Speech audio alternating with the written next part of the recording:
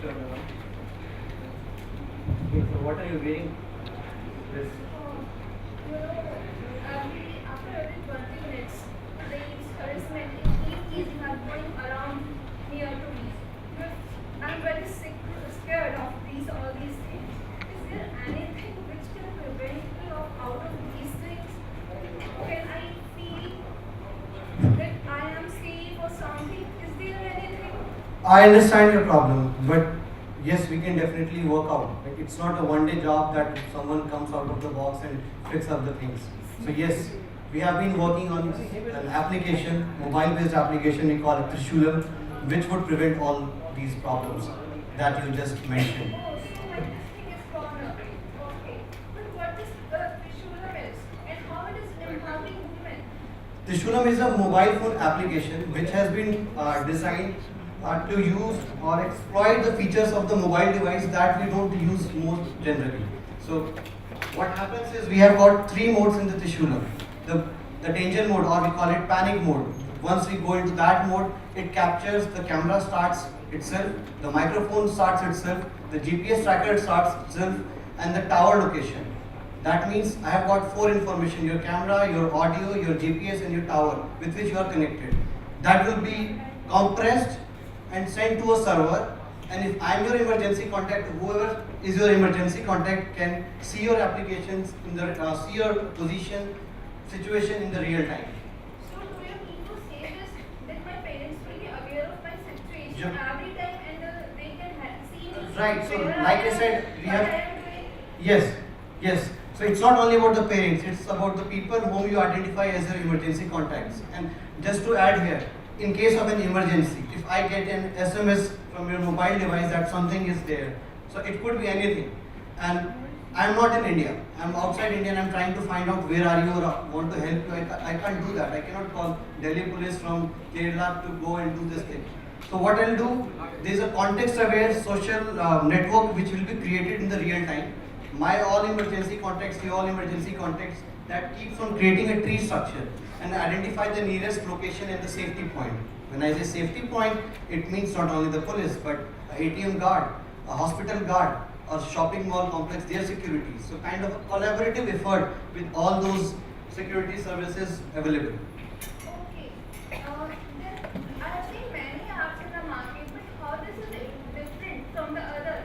It is different because nobody is capturing the audio, the first thing. Second thing, there are apps available, but what we are doing is we are capturing this information, compressing it in a way that once it goes on the server, it is available there. So if I don't have that smartphone, other apps has to have a smartphone to the people to check that your solution. But in my case, even if I don't have a smartphone, I can still help you out in those situations. Will it help to transfer a fear? That's obviously. Because see, today the problems are happening. We cannot prevent it just in one day. But with the collaborative effort, like I said, we need your emergency contacts. You identify them. And in this case, whenever there is such situation, and if I don't have a smartphone, I need to have an internet.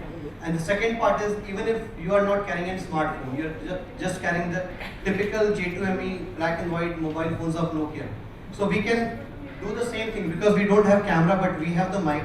We have the information about the tower. So we can collect those information and send it via an SMS on an SMS server, and you can check that, or we can check that for that purpose.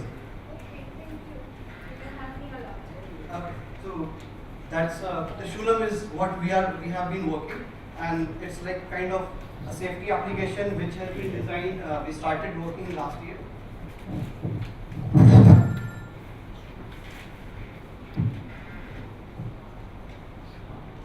So it's more of a collaborative application which has been developed for Android for now, and it has been under lab for some more feature enhancement. We have released it publicly recently. Earlier it was only for the IIT or the IITs and triple ITs so that they can test and give the feedback. And now it's publicly available on www.trishulam.com. That's all? Hello? Yes. These are really putting your hands together. I think that's a very good application. Any comment? Karen? So, when we were going through the The thought process was one, there are two ways of tackling the problem. One is tackling the effect, which in a sense is what we do. And sometimes you need to tackle what is the cause of the problem. The harasser's mindset or rapist mindset and I think very recent incidents might have sort of given us a perspective. So just an observation, it's not a comment on your app or the product. But I think as we develop solutions, sometimes we sort of take a step back and say, what are the results? So the resolution part, it's if I talk about current scenario, so it might not fit completely 100% because when I talked about all these data going in and out from my phone device, so people are very much reluctant. They buy smartphones, but they don't have that tendency to use internet other than Facebook and other purposes. But if in this application, what we are trying to identify is 3 years down the line, we know that internet boom would be coming up and it would be growing up. So that is one mindset that in that case it would be highly available. The data that we are capturing would be available to only to the NIC people in their data centers. Right now we are keeping it in the IIT data center, but with time we'll be doing that. We would be securing that. And the one of the major scalable part, like the recent incidents definitely, some are very much common and some common bad situations are coming up, child abuses.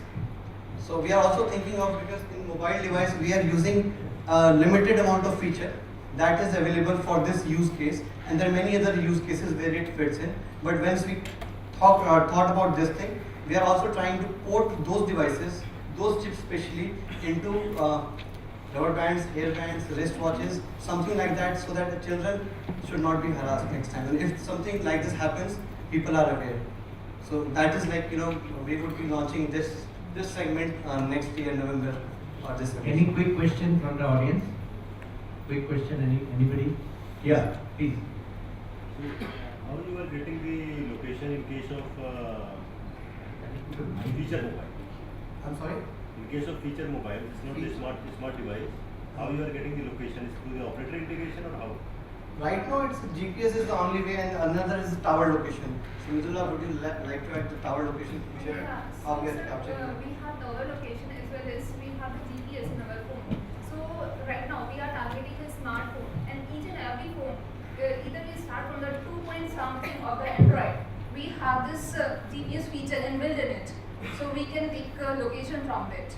Correct. Basically, this is for the smartphones. Currently it is for the Android only because we are just students and we have access only to the limited resources. Then his question is that entry-level handset? Yeah. What are Entry-level handset. Yeah. Are you planning to develop that? Yeah, we are trying to develop it for the J2ME mobile phones also because where we have this tower location as well. So this will help us. Yes, there we would be needing the integration with the operators. We cannot actually do it ourselves. So that is something kind of actually that intensive testing requires a lot of resources. Okay, Alok, I think here. Yeah, so it sounds like the development process, you're looking at creating listening devices over time, you try to follow. So that, and how do you like protect our privacy? And on the second part, when you're using the phone and collecting all that data, that privacy, is it just consistent? Is it continuously feed, or is there like an ongoing when somebody feels harassed by pressing? So basically, at the current point, we was collecting data of the IIT and the IIT students. So we was not very much concerned about the privacy.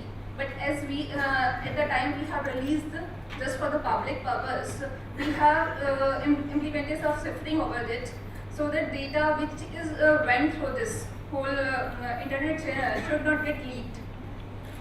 In this way, we are preserving data transparency. And the another one is how where we are collecting this. Right now, we are collecting it at the IIT Delhi database. So at this point, Right, so it is protected, but for now, like we are in talks with the DST and NIC. Probably we'll involve them in the security perspective. And SSL is the only common way, and other part is the compression part that we are doing.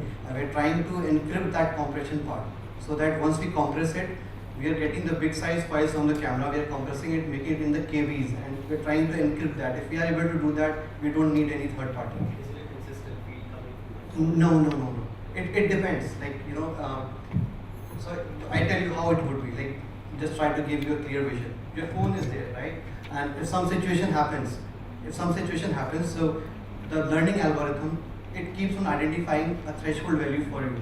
So if you are a basketball player, if I am a regular office man, like going to office, coming back in my car, and third person is a person who travels in metro a lot.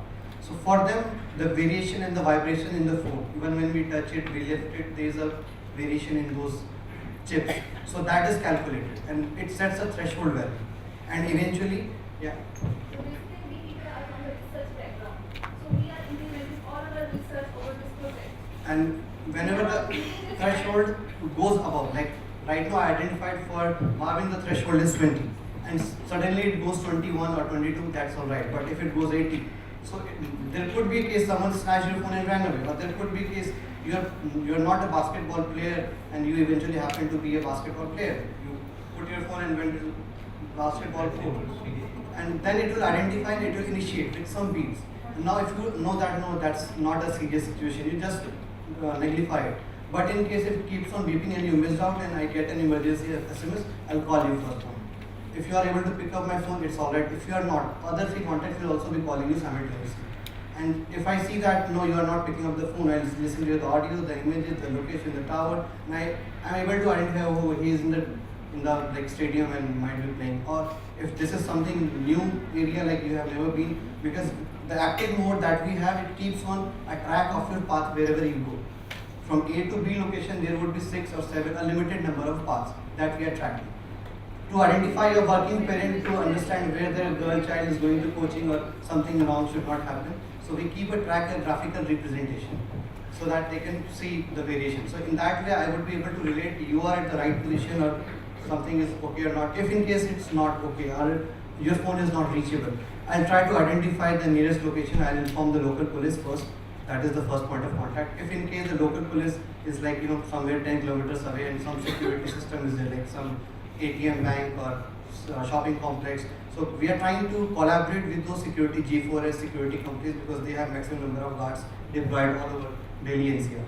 So we'll tell them they'll have their nearest guards to give a backup.